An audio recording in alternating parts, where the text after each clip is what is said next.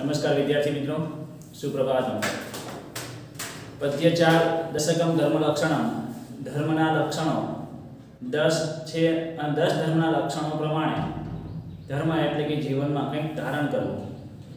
તો આપણે આગળના જે પણ 7 લક્ષણો સમજી ગયા, તો જીવન માટે કેટલા જરૂરી છે એ આપણે સમજી શકીએ છીએ અને બધા જાણે છે। ધર્મ વિશે નથી કોઈ જાણતો એવું કોઈ છે જ નહીં, છતાં પણ ક્યાંક ને ક્યાંક પોતે પોતાની જ મનમાની કરે છે, પોતે એને ધ્યાનમાં લેતો પણ નથી અને એને પોતાની રીતે જીવન જીવે છે।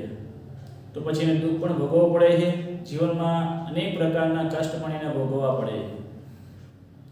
અનેક મહાબીમારીઓ અથવા જે પણ છે આ બધું જે કષ્ટ ભોગવી રહ્યા છે દરેક પ્રાણીઓ, તો એમાં પોતાની જવાબદારી છે, પોતે એનો જવાબદાર છે, કુદરતી રીતે કંઈ જ નથી। ધર્મનું પાલન કરવું એ આપણા માટે જરૂરી છે। હવે આગળ 7 લક્ષણો એટલે કે 8 શ્લોકો પૂરા થયા। 9, 10 ને 11 3 શ્લોક બાકી છે। 3 શ્લોકમાં વિદ્યા, સત્યમ અને ક્રોધનો અભાવ। વિદ્યા જરૂરી છે। વિદ્યા વગરનો માણસ પશુ સમાન છે અથવા આંધળો છે। આંખો છે પણ જોઈ શકતો નથી એવું નહીં, આંખો છે છતાં પણ કંઈ ખબર પડતી જ નથી। અને વિદ્યા એટલે એક નેત્ર છે, ભલે આંખો નથી। ઘણા બધા તમે જોઈ શકો, ઘણા બધા અંધ વ્યક્તિ કે જેની પાસે વિદ્યા છે, જ્ઞાન છે, તો પણ બધું ઓળખી શકે છે, કેમ કે વિદ્યા જ એક એને નેત્ર કહેવામાં આવ્યું છે। તો આપણે વિદ્યા વિશે સમજવાનું છે, પછી સત્ય વિશે અને આગળ ક્રોધનો અભાવ। તો શ્લોક નંબર 9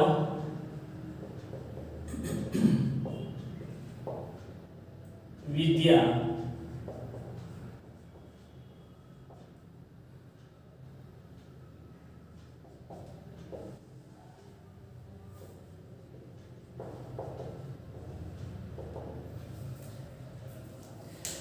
વિદ્યા એટલે કે જ્ઞાન અથવા કે જે શાસ્ત્ર, જે માણસ અંધ હોવા છતાં પણ જો બધું ઓળખી શકતો હોય, અને જે માણસ આંખો હોવા છતાં જેની પાસે નેત્ર છે છતાં પણ ખબર પડતી નથી, જે અભણ છે જેની પાસે વિદ્યા નથી, એટલે મહત્વ વિદ્યાનું ઘણું છે। આપણે પહેલા શ્લોકનો અર્થ સમજી લઈએ।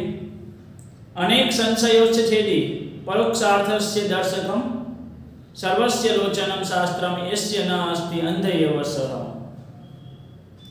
અનેક સંશયો છેદી, અનેક સંશયોને છેદે એટલે કે એનો નાશ કરનાર, એને દૂર કરનાર। અનેક સંશયોને, અનેક શંકાઓને, આપણા જીવનમાં અનેક શંકાઓ ઊભી થાય, પણ જેની પાસે વિદ્યા છે તો અનેક શંકાઓને, અનેક સંશયોને દૂર કરનાર છે। પરોક્ષાર્થસ્ય, પરોક્ષ એટલે કે અપ્રસ્તુત, જેને આપણે જોઈ શકતા નથી, દૂરની વસ્તુ।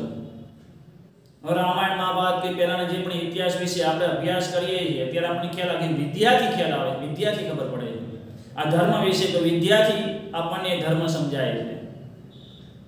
પરોક્ષાર્થ એટલે કે અપ્રસ્તુત અર્થનું દર્શકમ દર્શન કરાવનાર છે, અનેક સંશયોને દૂર કરનાર છે અને અપ્રસ્તુત અર્થનું દર્શન કરાવનાર છે। સર્વસ્ય લોચનમ શાસ્ત્રમાં, તે શાસ્ત્ર, તે વિદ્યા, સર્વસ્ય બધાનું, લોચનમ એટલે નેત્ર છે, સૌનું નેત્ર છે। અંધ હોવા છતાં જેની પાસે વિદ્યા હોય ને, તો એની પાસે વિદ્યારૂપી નેત્ર એની પાસે રહેલું છે, એટલે એને અનેક સંશયો એ દૂર કરી શકે છે। અપ્રસ્તુત અર્થનું દર્શન કરાવનાર છે, જે આપણે જોઈ શકતા નથી છતાં પણ આપણને એટલે તો સમજાય છે વિદ્યા દ્વારા, કે પહેલાનો જે સમય હતો, અત્યારનો જે સમય, પહેલાનો જે ઇતિહાસ છે અથવા ધર્મ શું કહેવા માંગે છે, જેની પાસે જ્ઞાન છે તો જ એને ધર્મ વિશે ખબર પડે, તો જ એના જીવન વિશેના એના ઉદ્દેશને પ્રાપ્ત કરી શકે, વેદ વિદ્યાનું જ્ઞાન પ્રાપ્ત કરી શકે। વિદ્યા દરેક માટે જરૂરી છે। યસ્ય ન અસ્તિ, જેની પાસે તે નથી, અંધ એવ સહ, તે આંધળો જ છે, જેની પાસે તે નથી, ભલે પછી એને આંખો આપેલી છે ભગવાને, એ બધું જોઈ શકે પણ સમજી શકતો નથી, શંકાઓનું સમાધાન કરી શકતો નથી, અપ્રસ્તુત અર્થનું એ દર્શન પણ કરી શકતો નથી। વિદ્યા વગરનો માણસ પશુની જેમ જ હોય છે, પશુ કંઈ જ ના કરી શકે। પ્રાણી, આપણે બધા જગતમાં જે રહેલા પ્રાણીઓ, પણ મનુષ્ય નીતિથી જીવન જીવે, વિદ્યાનું જ્ઞાન પ્રાપ્ત કરીને જીવે છે, એટલે પશુ અને માણસમાં આટલો ફરક છે। પણ જેની પાસે વિદ્યા જ નથી તો એને પશુ સમાન કહેવાય.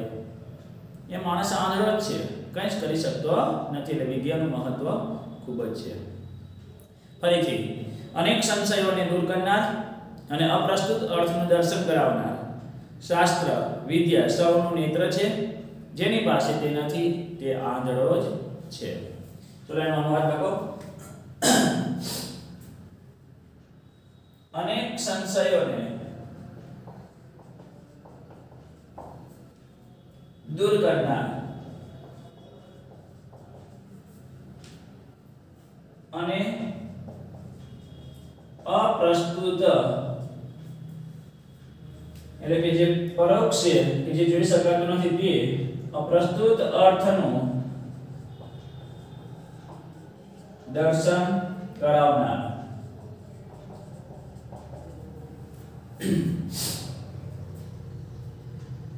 શાસ્ત્ર અથવા કે આપણે એને કહીએ કે વિદ્યા સૌનું નેત્ર છે. બધાનું નેત્ર એટલે કે આંખ છે. જેની પાસે તે નથી તે આંધળો જ છે.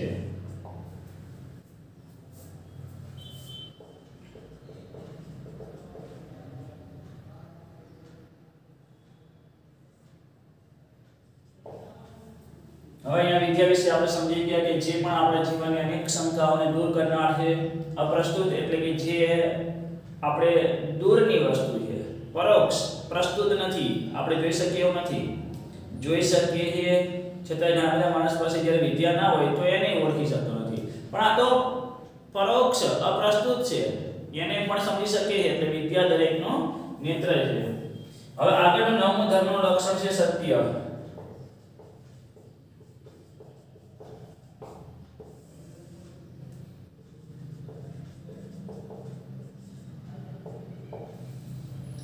દસમો શ્લોક ધર્મનું 9મું લક્ષણ સત્ય. અને આમ તો ધર્મ એટલે સત્ય એવું કહેવાય છે. સત્ય એ જ ધર્મ છે.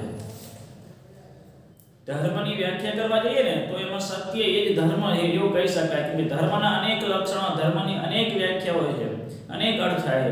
ધર્મ એટલે ધારણ કરનાર, સત્યને ધારણ કરે છે, જે સત્યનું જ પાલન કરે છે એ માણસ ધાર્મિક છે. સત્યનો આધાર લે એટલે એ કહી શકાય કે બધું જ ધર્મના લક્ષણો એનામાં હોય છે. એટલે સત્ય એક પ્રકારે ધર્મ જ કહેવાય છે. સત્યમાં યથાર્થ કથનમ યચ સર્વલોક સુખપ્રદમ તદ સત્યમિ ઇતિ વિજ્ઞેયમ અસત્યમ તદ વિપ્રયઃ.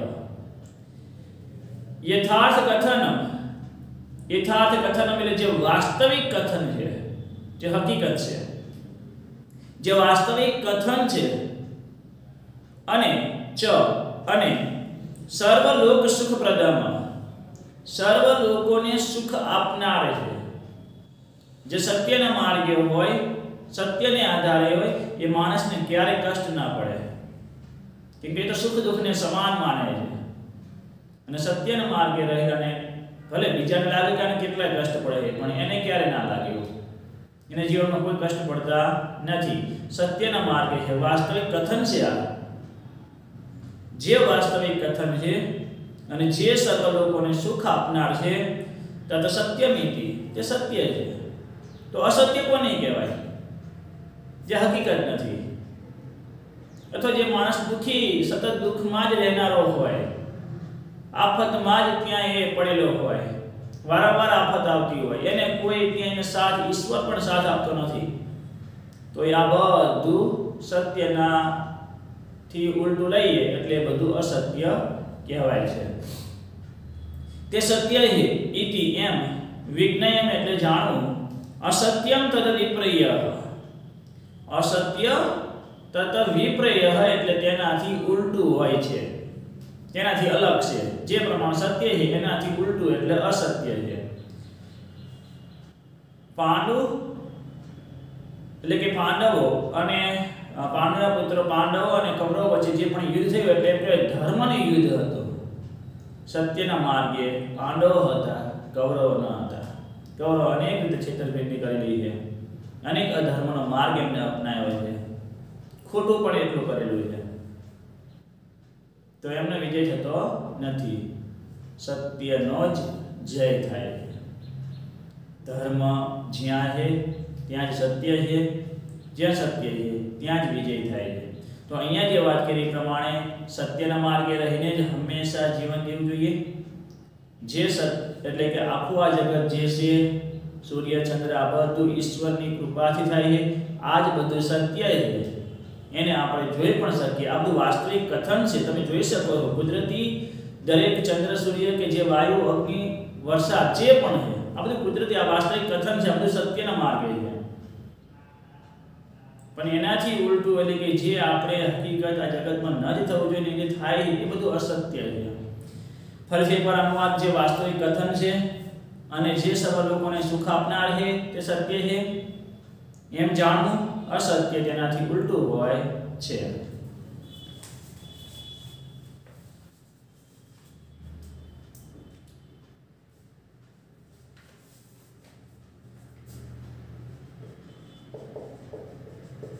જે વાસ્તવિક કથન છે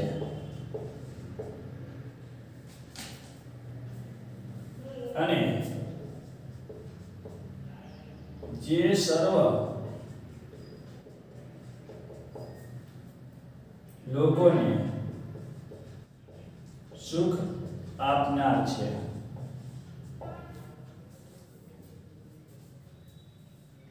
તે સત્ય છે એમ જાણવું અસત્ય તેનાથી ઉલટું હોય છે.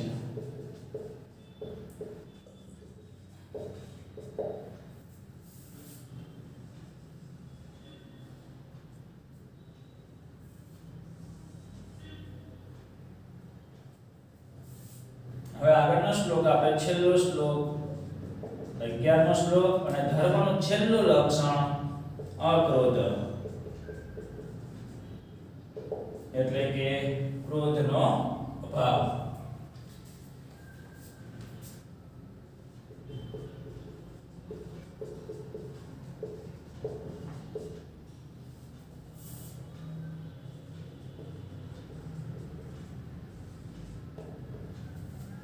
છેલ્લું લક્ષણ બહુ જરૂરી છે. જો ક્રોધનો અભાવ ના હોય એટલે કે જે માણસ ક્રોધી હોય એ બધું એમ નાશ થઈ જાય. ધર્મના લક્ષણો નવે નવ એને ધારણ કરેલા છે, છતાં પણ જ્યારે એ ક્રોધનો અભાવ નથી, એ માણસ ક્રોધી છે તો બધું નાશ પામે છે, કાંઈ જ પણ રહેતું નથી. એટલે જ્યારે માણસ બધી જ રીતે સત્યના માર્ગે રહીને બધા જ કાર્ય સારા જ કરે છે, ધર્મ પ્રમાણે એનું પાલન કરે છે, પણ ક્રોધ જો એનામાં આવી જાય તો ક્રોધના કારણે બધું જ નાશ પામે છે. એટલે ક્રોધ ક્યારે ન લાવો. ક્રોધ એ જ સૌથી વધારે પાપનું મૂળ કારણ કહેવાય છે. કેમ કે માણસ ક્રોધીના કારણે, ક્રોધ વિશે કદાચ તમે ધોરણ 10માં પણ પાઠ સમજી ગયા છો. બાણભટ્ટ રચિત હર્ષચરિતમાં લેવામાં આવ્યો ચક્ષુષ્માન અંધેયવ, આંખો હોવા છતાં પણ આંધળો જ છે. દુર્વા સમયનો જે ક્રોધ છે, બ્રહ્માજી એમને જે રીતે ક્રોધ વિશે સમજાવે છે, તો ક્રોધને કારણે જે એના આખી શરીરની જે હાલત થાય છે, શારીરિક જે લક્ષણો એમાં સમજાયા છે, અને એ પછી કહ્યું કે ક્રોધી માણસ ભલે ક્યાંય ગમે તેવો હોય કે ભગવા વસ્ત્ર ધારણ કરે છે કે જે છે, પણ ધર્મનું જ્ઞાન પછી એ ના આપી શકે. કેમ કે ક્રોધી માણસ પર વિશ્વાસ કોઈ ના કરી શકે, અને ક્રોધમાં આવે એ વ્યક્તિ શું કરે એને ના ખબર હોય. કેમ કે ક્રોધ ક્યારે સારો નથી. ક્રોધના કારણે બધું જ નાશ પામે છે. ક્રોધી વ્યક્તિ એ પોતાને વિચારી શકતો નથી. ક્રોધ આવે માણસમાં એટલે લાલાશ પડતો આખો થઈ જાય છે, અને જે બોલે છે એ એને પોતાને ભાન નથી. સામેવાળા વ્યક્તિ કોણ છે, એના પિતા છે, માતા છે, ભાઈ છે, બેન છે, જે પણ સગા સંબંધ હોય ને તો એ એને ભાન નથી. કેમ કે ક્રોધ જ એવો છે કે ક્રોધના કારણે આખો માણસ બદલાઈ જાય, અને ક્રોધ આવતા જ્યારે એ શાંત પડે એટલે એને પસ્તાવો થાય. તો ક્રોધ સારો નથી, કેમ કે ક્રોધના કારણે બધું જ નાશ પામે છે. ક્રોધ જરૂરી છે એવું નથી. ક્રોધ અમુક ક્રોધ એટલે કે જ્યારે માતા પિતા વડીલો જ્યારે પોતાના જ દીકરા કે દીકરીને કંઈ પણ આ ભણવાની બાબતમાં થોડુંક આમ કઠોરથી વાત કરતા હોય તો એ ક્રોધ નથી, એ સત્ય છે. એ પોતાના સંતાનો માટે કંઈક સારું ઈચ્છે છે એટલે થોડા કઠોરથી એ વાત કરે છે, કઠિન વાત કરે છે, એટલે આપણને લાગે કે આપણા ઉપર ક્રોધ કરે છે. એટલે એ ક્રોધ નહીં. ક્રોધ એટલે કે જ્યારે એ સામેવાળા વ્યક્તિનું શું બોલે છે ને એ એને ખબર નથી હોતી, એને ક્રોધ કહેવાય. બધા શિક્ષકો વિદ્યાર્થીઓને કંઈક ત્યાં તોફાની બાબતમાં કે વાંચિતા બાબતમાં જ્યારે એને કઠોરથી વાત કરે છે તો એ ક્રોધ નથી. એ તો એના સારા માટે કહે છે કે જે વિદ્યાર્થી છે જે અભ્યાસ માટે આવે છે તો એ પછી જે બીજી પ્રવૃત્તિ છે એ બંધ કરવી જોઈએ. માતા પિતા એ વાત કરતા હોય ક્યારેક જે ભણવાની બાબતથી તો એ ક્રોધ કહેવાતો નથી. ક્રોધ એટલે કે જે માણસ શું કરવા બેઠો છે એ એને નથી ખબર હોતી. તો અહીંયા આપણે છેલ્લે હવે ક્રોધનો અભાવ એ સમજી લઈએ. તપતે યતતે ચ એવ યચ્છ દાનમ પ્રયચ્છતિ ક્રોધો હિ સર્વમ હરતિ તસ્માત ક્રોધમ વિવર્જયત. તપતે યતતે ચ એવ યહશ્ચ દાનમ પ્રયચ્છતિ. તપતે એટલે કે જે તપ કરે છે, એટલે કે જે પરિશ્રમ કરે છે, જે મહેનત કરે છે, જે તપ કરે છે એટલે કે જે મહેનત કરે છે. યતતે જે પ્રયત્ન કરે છે, જીવનમાં આગળ જવા માટે જે અનેક પ્રયત્નોથી આગળ વધે છે, જે તપ કરે છે એટલે કે મહેનત કરે છે, જે પ્રયત્ન કરે છે. યહ ચ દાનમ પ્રયચ્છતિ અને જે દાનમ પ્રયચ્છતિ, પ્રયચ્છતિ એટલે આપે છે, જે દાન આપે છે. ક્રોધ હિ સર્વમ હરતિ. ક્રોધ જ હિ એટલે ખરેખર, સર્વમ એટલે બધું, ક્રોધ જ ખરેખર બધું, હરતિ એટલે હરી લે છે અથવા કે એનું હરણ કરી નાખે છે, નાશ પામે છે. જે માણસ ખૂબ જ મહેનત કરે છે, અનેક પ્રયત્નોથી આગળ વધે છે અને જે માણસ પોતાનો અમુક ભાગ બીજાને દાન આપે છે પણ જ્યારે ક્રોધ આવે છે એનામાં, એ જ વ્યક્તિમાં જ્યારે ક્રોધ આવે તો એ ક્રોધના કારણે બધું જ એનું જે મહેનત છે, એના જે પ્રયત્ન છે અને જે પણ દાન આપે છે આ બધું જ નાશ પામે છે. કોઈ પણ વ્યક્તિ કોઈ દાન આપે છે, ખૂબ જ મહેનત કરે છે, અનેક પ્રયત્નો કરે, સત્યના માર્ગે જાય છે, પછી ક્રોધ આવે અને ક્રોધના કારણે જ્યારે એનો વિનાશ થાય છે ત્યારે કોઈ લોકો એના ઉપર ક્યારે વિશ્વાસ ન કરે. જે દાન આપતો હોય કે મહેનત કરતો હોય કોઈ ના જોવે, કેમ કે ક્રોધના કારણે બધું જ એનો નાશ પામે છે. તસ્માત ક્રોધમ વિવર્જયત. તસ્માત તેથી ક્રોધનો વિવર્જયત એટલે ત્યાગ કરવો જોઈએ, ક્રોધનો અભાવ હોવો જોઈએ. તેથી જ કહ્યું છે કે ક્રોધ સારો નથી. ક્રોધ વિશે આખો તમે 9મો પાઠ ધોરણ 10 માં જે સમજી ગયા છો કે ક્રોધના કારણે આંખો વાળો હોવા છતાં પણ એ આંધળો છે. કેમ કે આંખોથી એ સામેવાળા વ્યક્તિને ક્રોધ જ્યારે આવે ને એટલે આંખોથી સામેવાળા વ્યક્તિને જોઈ શકતો જ નથી કે કોણ છે, એની સામે કઈ રીતે વાતચીત કરવી એ ખબર પડતી નથી. તેથી ક્રોધનો ત્યાગ કરવો જોઈએ. ચલો છેલ્લે 10મું ધર્મનું લક્ષણ, ક્રોધનો અભાવ. ક્રોધ ક્યારે ન લાવો. જે તપ કરે છે, જે પ્રયત્ન કરે છે અને જે દાન આપે છે, ક્રોધ તેનો બધો જ હરી લે છે. તેથી ક્રોધનો ત્યાગ કરવો જોઈએ. તો છેલ્લા શ્લોકનો અનુવાદ લખો. ક્રોધનો અભાવ. જે તપ કરે છે અથવા બીજું લખો તો જે મહેનત કરે છે એટલે પરિશ્રમ કરે છે, જે તપ કરે છે, જે પ્રયત્ન કરે છે અને જે દાન આપે છે.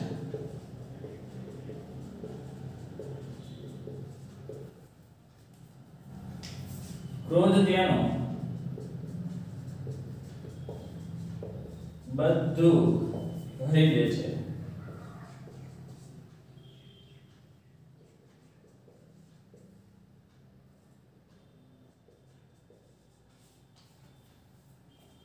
તેથી ક્રોધનો ત્યાગ કરવો જોઈએ।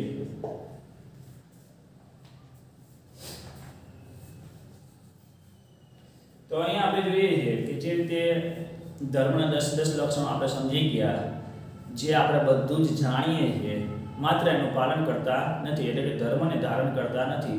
તો અત્યારથી આ સમયો છે આપણે વિદ્યા અથવા અભ્યાસ કરવાનો છે, વિદ્યાને પ્રાપ્ત કરવાની છે। વિદ્યા પ્રાપ્ત કરતા આ બધા જ લક્ષણો વિદ્યાર્થી માટે એટલે કે જગતના દરેક પ્રાણી માટે જરૂરી છે। જીવનમાં જેટલી ધીરજ રાખે, સંતોષ રાખે છે, જીવનમાં દુષ્ટ માણસની સામે ક્યારેય એ પડતો નથી, એટલે કે સામે ક્યારેય કંઈ બોલતો નથી, માફ જ કરે છે, મન પર કાબુ રાખે છે, અને ક્રોધના અભાવમાં ખાસ તો ત્યાં ઇન્દ્રિયો પર કાબુ રાખે, તે માણસને ક્રોધ ક્યારેય ના આવે, કેમ કે ક્રોધ આવે તો ઇન્દ્રિયો બધી છૂટી પડી જાય, પછી એને એક ના કરી શકે, એટલે દમનશીલ બનવું જોઈએ। અસ્તયમ, ચોરી ના કરવી, એટલે મનથી પણ ક્યાંય કોઈના પર લાલચ ન રાખવી। આગળ આપણે જોઈએ કે શૌચમ એટલે શુદ્ધિ એ જરૂરી છે, બહારની શુદ્ધિ તો બરાબર છે, અંદરની શુદ્ધિ પણ એટલી જરૂરી છે। આગળ ઇન્દ્રિય નિગ્રહ એટલે ઇન્દ્રિયો પર કાબુ રાખો, બધી ઇન્દ્રિયો પર જે કાબુ રાખનાર છે એને જ જીતેન્દ્રિય કહેવાય છે। બુદ્ધિ એટલે કે સાત્વિકી બુદ્ધિવાળો હોવો જોઈએ, જે ક્રિયા કરે છે એને પાછી વાળતા પણ આવડે છે, એટલે કે કયું કર્મ કરવું જોઈએ, કયું ના કર્મ કરવું જોઈએ, બધી બાબત જાણે છે, એને સાત્વિકી બુદ્ધિવાળો કહેવાય છે। જેની પાસે વિદ્યા છે એના જીવનના અનેક સંકટો કે સંશયોને દૂર કરી શકે છે, જે નથી જોઈ શકતું છતાં પણ એને ઓળખી શકે છે, અને સત્યના માર્ગે રહીને માણસ જે વાસ્તવિક છે, જે કુદરતી છે એને એ ઓળખી શકે છે। અને છેલ્લે ક્રોધનો હંમેશા અભાવ જ હોવો જોઈએ, જેથી કરીને બધું જ પ્રાપ્ત કરેલું નાશ ન પામે। તો આપણે 1 થી 10 ધર્મના લક્ષણો સમજી ગયા। હવે આપણે આગળ સ્વાધ્યાય જોઈ લઈએ। અનુવાદ બાકી હોય એટલે પૂર્ણ કરી દે। આગળનું પણ તમે અનુવાદ જે લખેલું છે એટલે કે આગળના શ્લોકોનો અનુવાદ તમે તૈયાર કરેલો છે, એ જ પ્રમાણે અહીંયા છેલ્લા 3 શ્લોકો છે એનો પણ અનુવાદ તૈયાર કરી દેવાનો છે। બધા શ્લોકોનો અનુવાદ તૈયાર હશે તો અર્થ વિસ્તાર માટે કોઈ પણ શ્લોક પૂછાય, તમારા પરીક્ષામાં અર્થ વિસ્તાર માટે જે પણ શ્લોક પૂછાય એ પદ્ય 4 માંથી જ આવશે, એટલે પદ્ય 4 માંથી જ આપણે શ્લોકનો અર્થ વિસ્તાર સમજવાનો છે। જો કે બધા જ શ્લોકો જે રીતે મેં સમજાયા છે તમે અર્થ વિસ્તાર પણ સારી રીતે લખી શકો છો। ત્યાર તો આપણે ખાસ જે પણ શ્લોક પૂછાય એનો શું લખવાનો છે? અનુવાદ। અર્થ વિસ્તારમાં તો ખ્યાલ છે જ, પહેલા અનુવાદ લખવાનો, પછી એનો અર્થ વિસ્તાર, અને એમાંથી જે પણ તમે શીખો છો એટલે કે અંતે તમારે એનો બોધ આપવાનો। ચલો આગળ આપણે જોઈએ સ્વાધ્યાય। પ્રશ્ન 1 વિકલ્પ यह आत्मना गतिम इच्छेद सख भजेत, जे પોતાની પ્રગતિની ઈચ્છે છે તેને કોનું સેવન કરવું જોઈએ? ધૃતિમાં એટલે કે ધીરજ। ત્રીજો જવાબ આવશે ધૃતિમાં। કહત બીજ ઉચ્ચયતે, કોને બીજ બે વાર જન્મ લેનાર કોને કહેવાય છે? દાંત, જે દમનશીલ છે એને દ્વિજ કહેવાય છે। પહેલો જવાબ દાંત એટલે દમનશીલ। કેમ કાર્યમ અકાર્યમ વાવેતી, શું કાર્ય અકાર્ય એમ ત્યાં જાણે છે? કોણ જાણે છે? ધી એટલે કે બુદ્ધિ, પણ અહીંયા આપણે શબ્દ જ આપેલો છે બુદ્ધિ। છેલ્લો જવાબ બુદ્ધિ। પરોક્ષાર્થ છે દર્શકમ કિમ અસ્તિ, અપ્રસ્તુત અર્થનું દર્શન કરાવનાર એટલે કોણ છે? વિદ્યા। કેમ અભ્યંતરમ શૌચમ, અંદરની શુદ્ધિ એ શું છે? ભાવ સમશુદ્ધિ, એટલે કે ભાવનાની અંદરની જે શુદ્ધિ છે એ ભાવનાની શુદ્ધિ એટલે કે લાગણીની જે શુદ્ધિ છે। દરેકની પ્રત્યે જે માનસભર રીતે દરેકને પોતાની નજરથી એટલે સારા વિચારથી એને જોવે છે, સારા જ વિચારો દરેક પ્રત્યે રાખે છે, અંદરની ભાવના છે એટલે ભાવનાની શુદ્ધિ। બીજો જવાબ। ચલો સંસ્કૃતના પ્રશ્ન છે।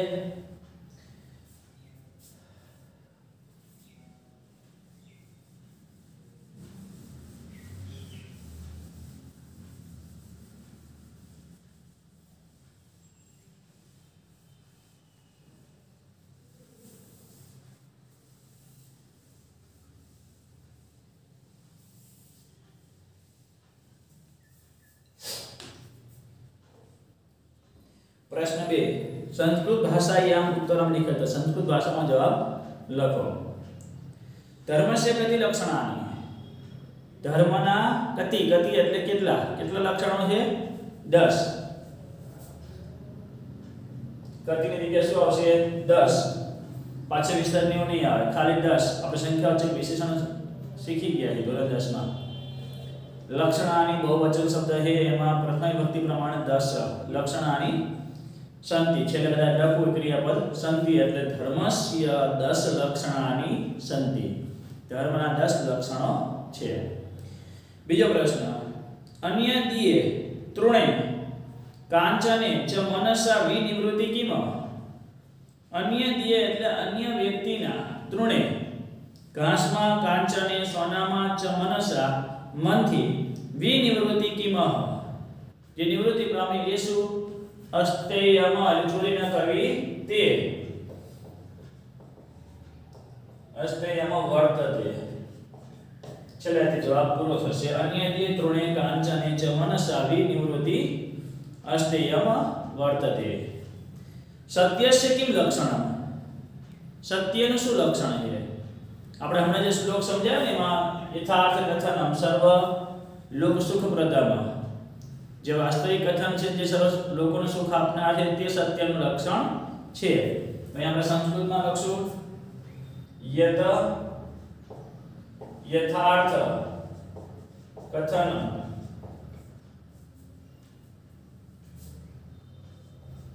સર્વલોક સુખપ્રદમ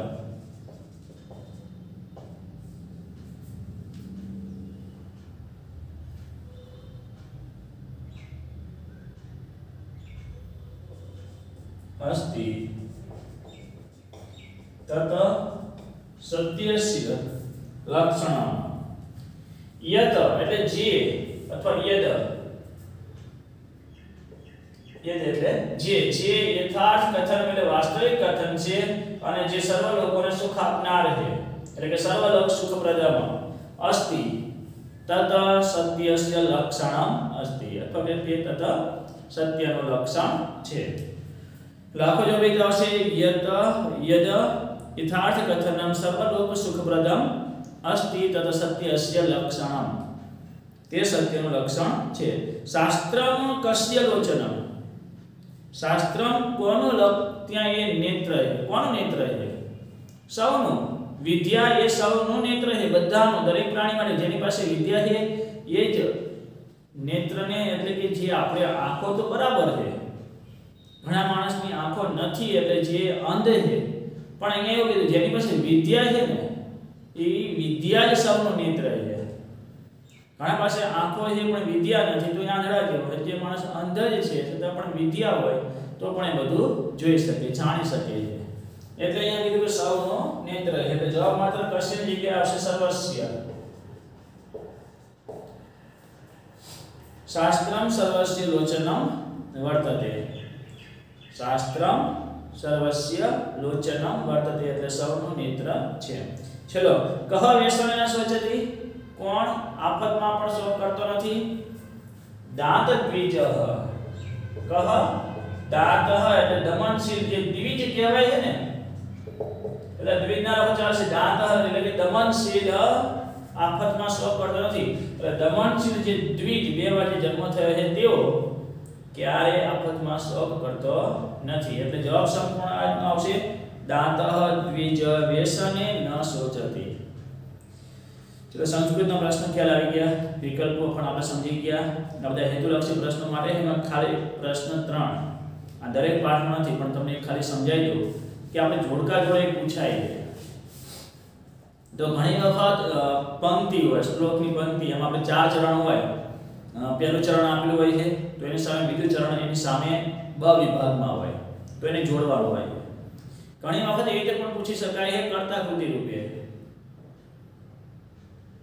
તો જે પણ કદાચ કાળી પંક્તિ આપે એની સામે કદાચ વેદામૃતમ કે ભાગવત પુરાણ એ રીતે પણ આપેલું હોય अच्छा मत्स्य पुराण तो मत्स्य पुराण साम कदाच कर्ता नाम आपेલું કે વેદ વ્યાસ મુનિ આ રીતે કર્તા કૃતિ રૂપે અથવા શ્લોકની પંક્તિ રૂપે એટલે કોઈ રીતે પણ એને પૂછી શકાય જો અહીંયા જે છે ને એ ખાલી માત્ર એક ધર્મનું જે લક્ષણ છે અને એની સામે એક કાવ્યની કોઈ પણ એક પંક્તિ આપેલી છે તો આ રીતે પણ પૂછી શકાય કોઈ પણ એવો મહત્વનો શબ્દ હોય અને એ શબ્દ કયા શ્લોક પર ભાર આપે છે એના માટેનું વાક્ય કયું છે? એટલે આ રીતે તમારે જોડકા જોડો એ પણ હેતુલક્ષી પ્રશ્નોમાં પૂછાશે.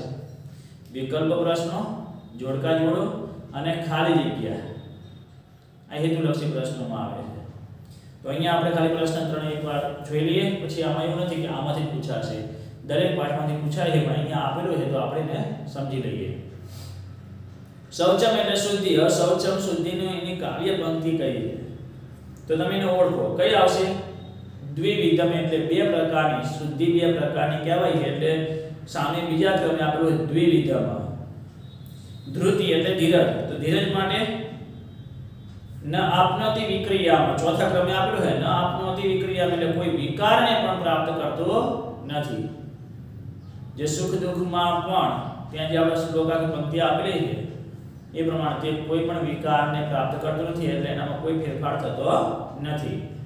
બીજાની સામે ચોથું છે તે ધિ એટલે બુદ્ધિ. તો બુદ્ધિ પ્રમાણે કાર્ય પંક્તિ આપેલી છે. પ્રવૃત્તિ નિવૃત્તિમ ચ વેતિ. સાત્વિકી બુદ્ધિવાળા પ્રવૃત્તિ અને નિવૃત્તિ બંનેને જાણે છે. સત્યમ સત્ય. તો સત્ય વિશે જો હમણાં જ આપણે સમજી ગયા. સત્ય એટલે યથાર્થ કથન. યથાર્થ કથન જે વાસ્તવિક કથન છે તે જ સત્ય છે. અને અષ્ટેયમ ચોરી ન કરવી તે મનસાભી નિવૃત્તિ એટલે મનથી નિવૃત્તિ પામે છે તે.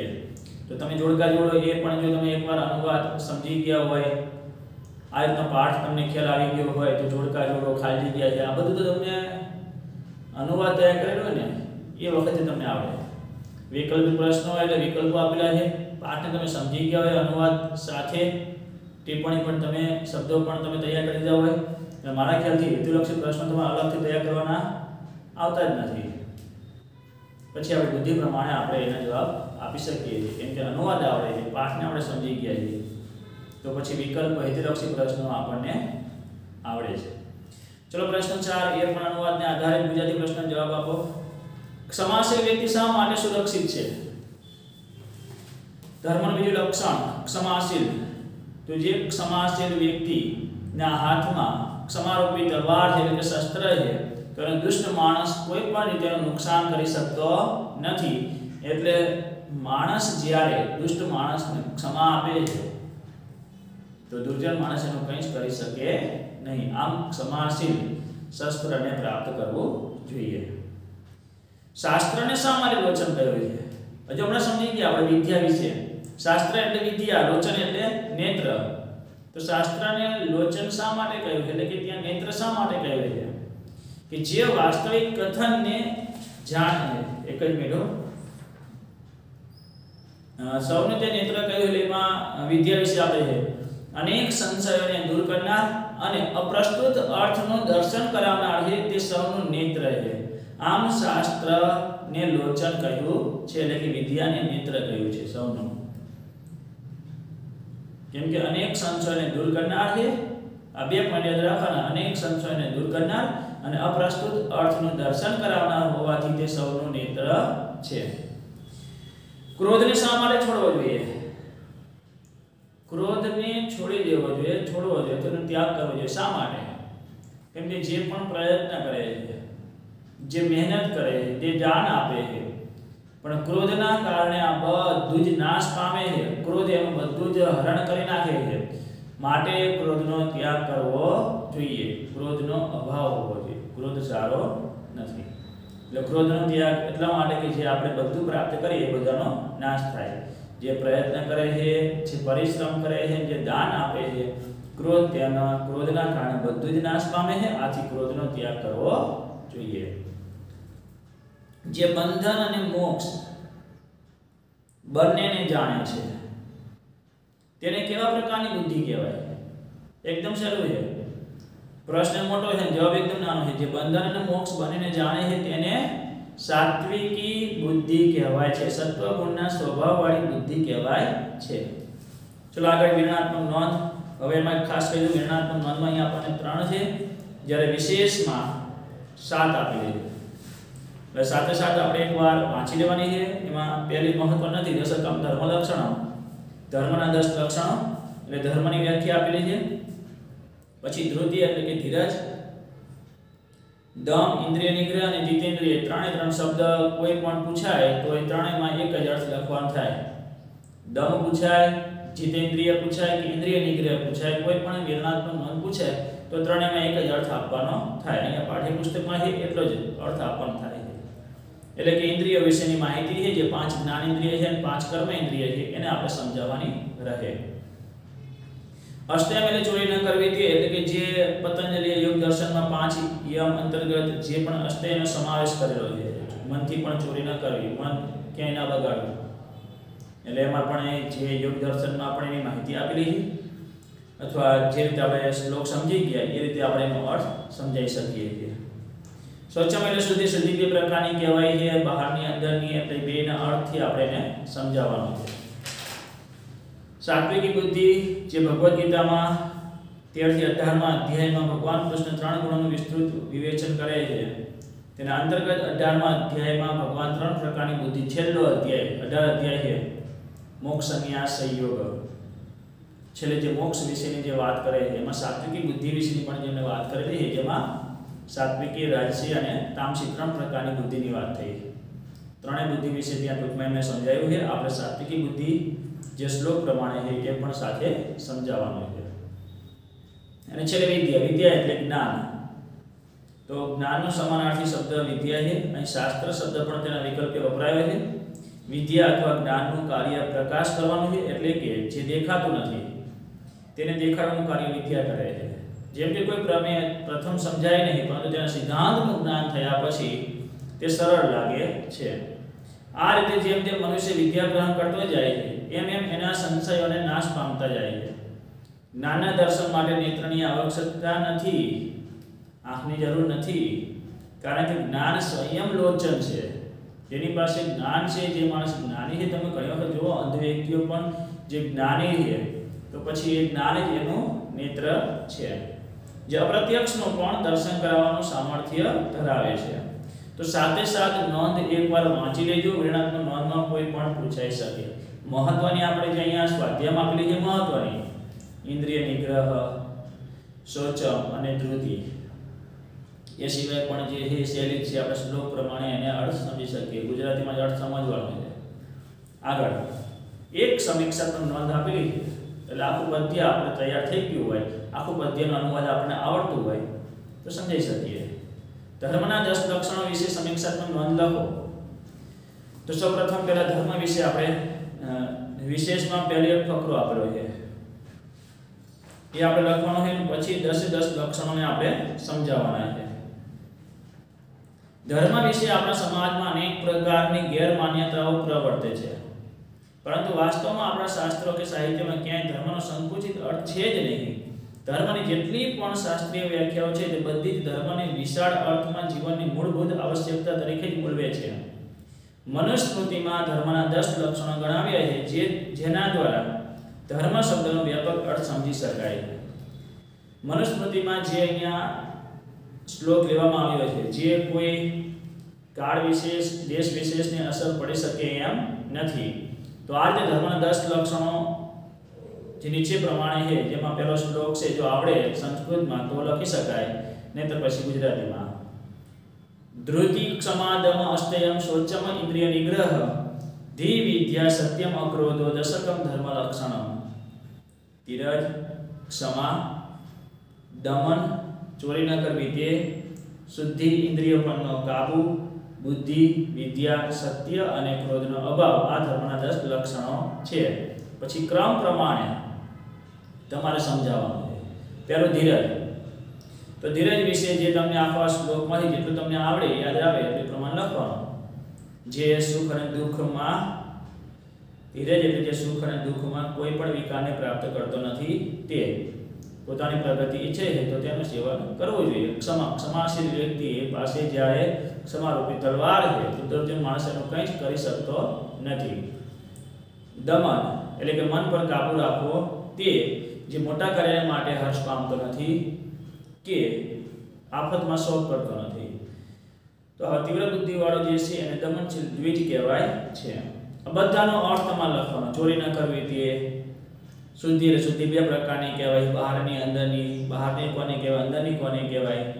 इंद्रियों पर काबू राखो એટલે इंद्रियों વિશેની સમજૂતી આપવાની છે બુદ્ધિ સાત્વિકી બુદ્ધિ વિદ્યા સત્ય અને ક્રોધનો અભાવ અનુવાદ આવડે એટલે બધું તમે સાથે એ સમીક્ષા નોંધમાં ક્રમ પ્રમાણ લખવાનું પહેલા શ્લોક તમે લખી દો એટલે ક્રમ તમને યાદ આવી જશે તમે ગુજરાતીમાં કે સંસ્કૃતનો શ્લોક લખી દો ધીરજ ક્ષમા દમન ચોરી ન કરવી તે શુદ્ધિ इंद्रियों पर काबू बुद्धि विद्या सत्य અને ક્રોધનો અભાવ આ ધર્મના 10 લક્ષણો છે પછી એક એકને ક્રમ પ્રમાણે સમજાવો અને અંતમાં ત્યાં જે 10 લક્ષણો સમજાઈ જાય એના પછી માત્ર તમારે ત્યાં લખવું કે આ પ્રમાણે મનુસ્મૃતિમાં આપેલા ધર્મના 10 લક્ષણો જે ધર્મને ધારણ કરનાર છે ધર્મ વિશે જે અહીંયા સમજાવ્યું છે એ ધર્મનું પાલન કરવું જોઈએ ધર્મના નિયમ પ્રમાણે જીવન જીવવું જોઈએ જે માણસ ધર્મનું પાલન કરે છે એ જીવનમાં સુખ દુઃખોને સંભાવે સમાનપણે ત્યાં એ જીવી શકે છે એટલે સંતોષકારક જે રીતે જીવનમાં આપણે જીવનમાં જરૂરી છે એના માટે ધર્મના 10 લક્ષણોનું પાલન કરવું જોઈએ તો આ પ્રમાણે સમીક્ષાત્મક નોંધ મહત્વની પણ છે અને સહેલી પણ છે કેમ કે 10 લક્ષણો આપણે ક્રમ પ્રમાણે એને સમજાવવાના છે તો એ સમજાઈ શકીએ છીએ તેરા ધર્મ વિશે સમજાવી દેવાનું એ જે પહેલો ફકરો આપેલ મેં તમને કહ્યું વિશેષમાં દશકમ ધર્મ લક્ષણ અને પછી શ્લોક પ્રમાણે 10 લક્ષણો સમજાવવાના ટૂંકમાં પોઈન્ટ આપીને લખો તો પણ ભલે આમ સળંગ ના લખતા જેથી કરીને સળંગ લખો 10 લક્ષણો પર ખ્યાલ ના આવે હા ઘણા બધા ભૂલી ગયા હોય તો પછી ભેગું લખે આપણને યાદ જ હોય 10 લક્ષણો તો બી ક્રમ પ્રમાણ લખો ચલો આગળ સસંદર્ભ સમજૂતી આપો એટલે દરેક શ્લોકાંશ નો જે એક જે વાક્ય આપેલું છે એનો અનુવાદ અને એનો અર્થ સમજાવો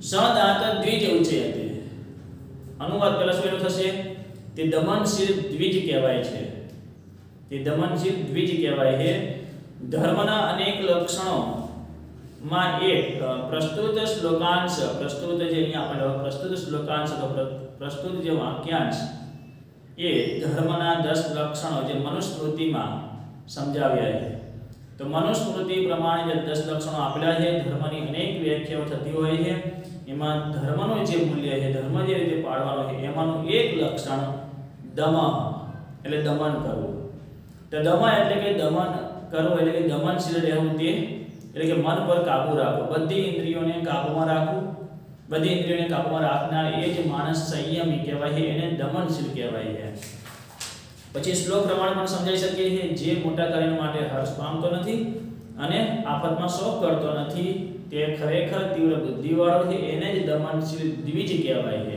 દ્વિજ એટલે બે વાર જન્મ થાય તે એટલે કે જ્યારે એનો ઉપદેશ સંસ્કાર આપવામાં આવે છે ત્યારે એનો બીજો જન્મ કહેવાય છે અને દ્વિજ શબ્દનો અર્થ લઈએ તો કે માણસનો પ્રથમ જન્મ માતા પિતાને ત્યાં થાય છે અને બીજો જન્મ વિદ્યા પ્રદાન કરનાર ગુરુ કે આચાર્યને ત્યાં થાય છે આ જ રીતે જોતા જે કોઈ ભણેલા ગણેલા છે તે બધા દ્વિજ કહેવાય છે જેને વિદ્યાને પ્રાપ્ત કરેલી છે બધાને દ્વિજ કહેવાય છે અને એ જ માણસ સંયમી કહેવાય છે આમ દ્વિજ અથવા કે જે દાંત એટલે કે દમનશીલ વ્યક્તિ બનવો જોઈએ સંયમી બનવો જોઈએ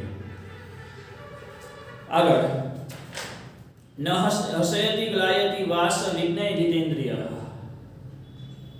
એનો પેલો અર્થ શું થશે જે હર્ષને પામતો નથી કે ગ્લાની ને પામતો નથી ગ્લાની એટલે કંટાળતો નથી તેને જીતેન્દ્રિય જાણો પ્રસ્તુત વાક્યાંશ અથવા શ્લોકાંશ ધર્મના 10 લક્ષણો એટલે કે દશકમ ધર્મ લક્ષણમ પદ્યમાંથી લેવામાં આવ્યું છે જેમાં મનુસ્મૃતિના માંથી લેવામાં આવેલો એક શ્લોક જેમાં ધર્મના 10 લક્ષણો કયા છે એમાંનું એક લક્ષણ ઇન્દ્રિય નિગ્રહ એટલે ઇન્દ્રિયો પર કાબુ રાખવો તે અથવા એને જીતેન્દ્રિય કહેવાય જે ઇન્દ્રિયો પર કાબુ રાખે છે એને જીતેન્દ્રિય કહેવાય છે અને એ જ જીતેન્દ્રિય કોઈ મોટા કાર્યને માટે એટલે ક્યારે પણ એ હર્ષ પામતો નથી એટલે કે સાંભળીને જોઈને સ્પર્શીને ભોગવીને સૂંઘીને પણ જ્યારે માણસ હર્ષ પામતો નથી કે ગ્લાની પામતો નથી આ બંનેને ધારણ કરતો નથી એને જ જીતેન્દ્રિય કહેવાય છે હવે એ પછી આગળ આપણે સમજાવું તો સ્ત્રોત ત્વચા ચક્ષુ જીહ્વા અને ઘ્રાણ વિશેષ નોંધ આપેલી છે એ પ્રમાણે અર્થ સમજાઈ શકાય એ 5 જ્ઞાન ઇન્દ્રિય છે શ્રોત્ર ત્વચા ચક્ષુ જીહ્વા અને ઘ્રાણ. આ 5 જ્ઞાન ઇન્દ્રિયો છે તેને દ્વાર કહે છે, કેમ કે શબ્દ, સ્પર્શ, રૂપ, રસ અને ગંધ આ એને અંદરના દ્વારો, એટલે 5 વિષયો 5 દ્વારોની દ્વારા અંદર પ્રવેશે છે.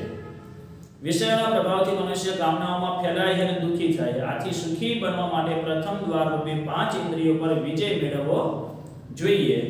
જે આધ્યાત્મ પથિક આ 5 ઇન્દ્રિયોને અંકુશમાં લાવે છે, તેનો નિગ્રહ કરે છે, તેને ચિત્તેન્દ્રિય કહેવાય છે.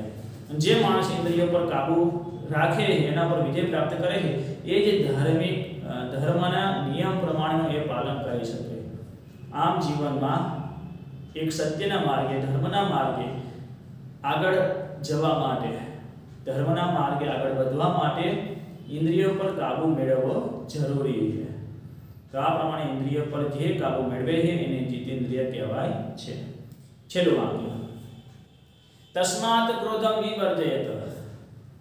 એનો અનુવાદ શું થશે? છેલ્લો આપણે શ્લોક, તેથી ક્રોધનો ત્યાગ કરવો જોઈએ. પ્રસ્તુત વાક્યાંશ દશકમ ધર્મ લક્ષણમ પદ્યમાંથી લેવામાં આવ્યું છે. મનુસ્મૃતિના આધારે મનુસ્મૃતિમાં લેવામાં આવેલો જે શ્લોક શીર્ષક રૂપે જે આપણો એમાં ધર્મના 10 લક્ષણો કયા છે. તો એ ધર્મના 10 લક્ષણોમાં છેલ્લું ક્રોધનો અભાવ, અક્રોધ એટલે ક્રોધનો અભાવ, કે જે માણસ જ્યારે પણ જે પરિશ્રમ કરે છે, મહેનત કરે છે, પ્રયત્ન કરે છે, અનેક લોકોને અનેક વસ્તુનું દાન આપે છે, પણ જ્યારે ક્રોધને કારણે અને એ માણસને જ્યારે ક્રોધને ધારણ કરે છે ત્યારે બધું જ નાશ પામે છે, એનું હરણ થઈ જાય છે. આથી ક્રોધનો ત્યાગ કરવો જોઈએ. ક્રોધી માણસ ક્યારે ધર્મના લક્ષણોને પ્રાપ્ત કરી શકતો નથી. ધર્મને જેને ધારણ કર્યો, સત્યને ધારણ કર્યો, વિદ્યાને ધારણ કર્યું છે, બધું જ ધારણ કરે છે, પણ ક્રોધના કારણે આ બધું જ નાશ પામે છે. આમ અહીં ક્રોધનો અભાવ, ધર્મના 10 લક્ષણોમાં છેલ્લું લક્ષણ ક્રોધનો અભાવ, એટલે કે ક્રોધ ન કરવો, એ અહીંયા સમજાવ્યું છે. ક્રોધના કારણે બધું જ નાશ પામે છે. તો અહીંયા 3 સસંદર્ભ સમજૂતીમાં તમારે ખાસ એટલું યાદ રાખવાનું, જે પણ વાક્ય પૂછાય છે એ વાક્યનો ગુજરાતી અનુવાદ અને એ વાક્ય કયા પાઠમાંથી લેવામાં આવ્યું છે. એટલે પહેલા પ્રસ્તુત વાક્યાંશ અથવા શ્લોકાંશ દશકમ ધર્મ લક્ષણમ પાઠમાંથી લેવામાં આવ્યું છે, અને મનુસ્મૃતિમાં આપેલા 10 ધર્મના લક્ષણો પ્રમાણે જે શીર્ષક આપેલું છે એ પ્રમાણે માં છેલ્લું લક્ષણ, એટલે પછી જે ક્રોધનો અભાવ, જીતેન્દ્રિય કે દ્વિજ વિશે જે પણ વાત કરેલી હોય એ લક્ષણ વિશે તમારે સમજાવવાનું રહે. તો પદ્ય બરાબર સમજાઈ ગયું હશે. દશકમ ધર્મ લક્ષણ, ધર્મના 10 લક્ષણો, શ્રુતિ અને સ્મૃતિ એટલે સ્મૃતિ પ્રમાણે. સ્મૃતિકારોએ ધર્મ, સ્મૃતિ એટલે વારંવાર સ્મરણ કરાવવું. તો ધર્મને વારંવાર આપણે અનેક ધર્મ પુરુષો ધર્મને વારંવાર યાદ કરાવે છે, અને ધર્મને વારંવાર યાદ કરાવવાને કારણે એક જ મૂળ કારણ કે દરેક માણસ સુખી થાય, કોઈને કષ્ટ ભોગવવું ના પડે, કોઈ ખોટી રીતે હેરાન ન થાય. તો એવા મહાપુરુષોના જે વિચારો છે એને ગ્રહણ કરવા જોઈએ. એ સિવાય આપણા અભ્યાસ પ્રમાણે જે અહીંયા ધર્મના 10 લક્ષણો છે એને બરાબર સમજી ગયા છે. ટિપ્પણી ભાગમાં આપેલા શબ્દો હોય, એમાં પર્યાય શબ્દો હોય તો એ પણ જોઈ લેવા, કેમ કે પર્યાય શબ્દ જે પાઠ્યપુસ્તકના ટિપ્પણી ભાગમાં આપેલા છે એ પણ પૂછી શકાય વિકલ્પોમાં. પછી વિશેષ નોંધ, સ્વાધ્યાય જે સમજાવ્યું એ પ્રમાણે એકવાર વાંચી લેવું, એને તૈયાર કરી દેવું. સ્વાધ્યાય આપણે નોટબુકમાં લખતા નથી. પાઠ્યપુસ્તકમાં આપણે જે સ્વાધ્યાય મેં જે સમજાવ્યું એ પ્રમાણે તમારે અનુવાદ તૈયાર થાય તરત સ્વાધ્યાય તૈયાર કરી દેવું, કેમ કે અનુવાદ પહેલા તૈયાર થશે એટલે સ્વાધ્યાય આપોઆપ તૈયાર થઈ જશે. પણ વાંચવું પડે, એકવાર વિચારવું પડે, આપણી બુદ્ધિ પ્રમાણે તૈયાર કરવું પડે. તો આ પ્રમાણે પદ્ય 4 સંપૂર્ણ એને તૈયાર કરી દેજો.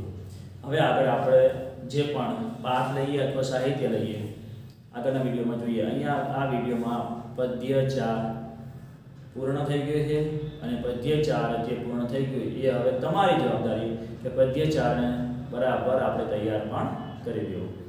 અસ્તુ.